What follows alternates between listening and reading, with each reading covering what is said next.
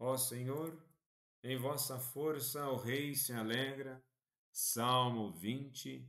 Um bom dia. Em nome do Pai, do Filho e do Espírito Santo. Amém. Recorramos sempre à poderosa intercessão de Maria Santíssima, nossa Mãe, e de São José, o Justo. Na liturgia de hoje, celebramos o ofício da memória de São Bernardo de Claraval, pregador, místico e escritor. Foi abade e conselheiro de papas.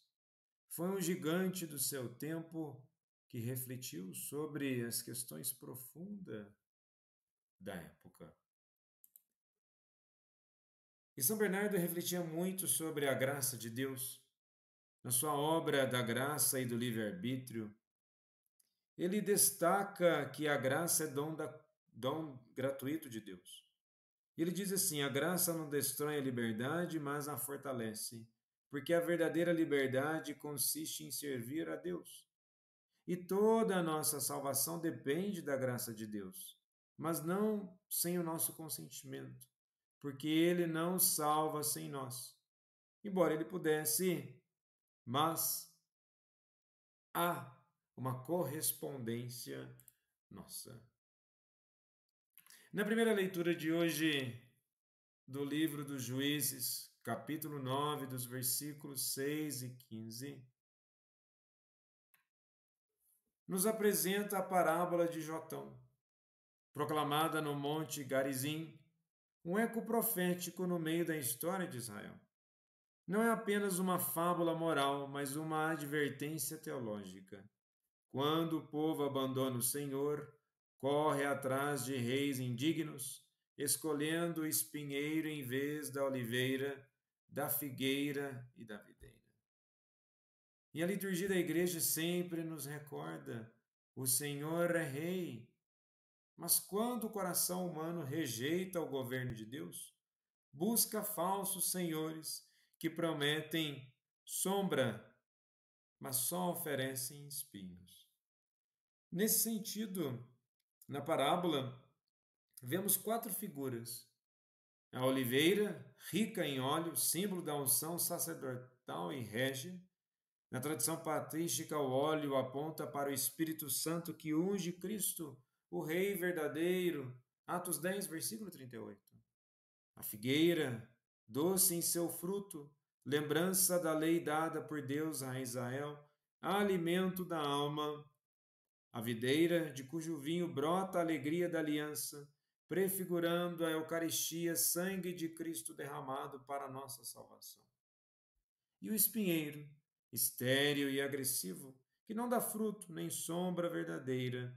Os padres da igreja identificaram nele o falso poder, a tirania e, em última instância, a figura do anticristo, aquele que se ergue sem frutos de santidade, apenas com ameaças de fogo. Assim afirma Santo Agostinho. E vejamos bem, no contexto, Israel buscava um rei humano para governar, mas o verdadeiro rei é o Senhor. Cristo coroado de espinhos é o único que transforma em espinheiro em coroa de glória. São João Crisóstomo via nessas figuras uma pedagogia divina. Deus mostra que a realeza autêntica não está no domínio, mas no serviço. Quantas vezes nós já refletimos sobre isso, sobre a humildade, o sentido de servir? Mas devemos nos perguntar: isso ficou apenas no campo da reflexão? Ou nós estamos colocando em prática aquilo que pensamos? Por isso, a oliveira, a figueira e a videira recusam ser reis, porque já servem a Deus e aos homens com seus dons. O espinheiro, ao contrário, não serve a ninguém, mas deseja dominar. Santo Ambrósio dizia que o espinheiro é figura dos que, sem frutos espirituais, desejam reinar na igreja, não para edificar, mas para ferir. E quantas vezes em nossa vida corremos para debaixo da sombra de espinheiros? Quantas vezes preferimos a segurança ilusória de poderes humanos, de ideologias ou paixões, em vez de nos abrigarmos sobre a sombra da cruz de Cristo? A parábola de Jotão é atual. O mundo muitas vezes rejeita a oliveira do Espírito, a figueira da palavra, a videira da Eucaristia e corre atrás do espinheiro do poder vazio. Mas a liturgia nos ensina que somente em Cristo temos sombra verdadeira. À sombra do Onipotente encontrarei repouso, conforme está em Salmos 91. O espinheiro promete sombra, mas só Cristo dá refúgio. E com isso entramos no Evangelho de hoje, em Mateus 20, dos versículos 1 ao 16. E aqui nós temos o ensinamento de que o reino de Deus não é um sistema de méritos humanos, mas de graça abundante. Isso revela o coração misericordioso de Deus.